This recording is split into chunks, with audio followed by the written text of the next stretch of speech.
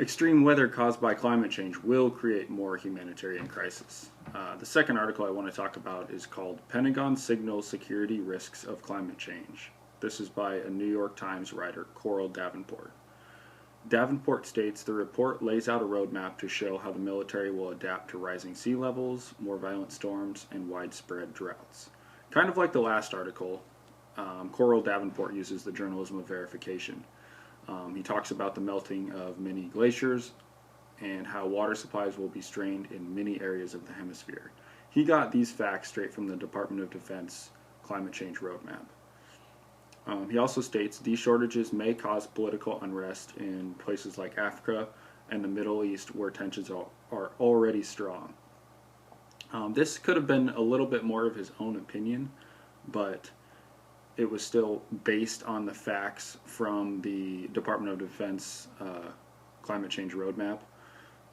Marcus D. King, who is an expert on climate change from George Washington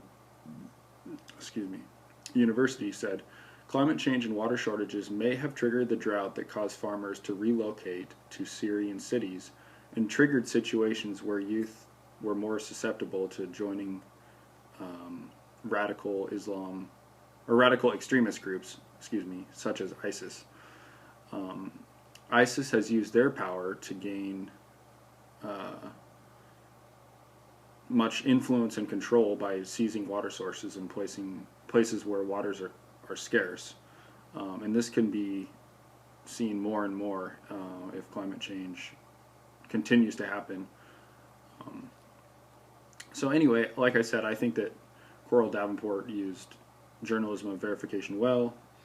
He took, once again, straight facts from the Department of Defense Climate Change Roadmap and wrote them in his article for us to view. So it was real cut and dry, and which I like. I believe that's how the news should be, is vetted facts from something, whether it's an event, something released, like an article released, like my climate change roadmap that I did my capstone project on. So anyway, also on this slide, I've left you guys a link for this article from the New York Times. So if you want, you can go ahead and take a look at it.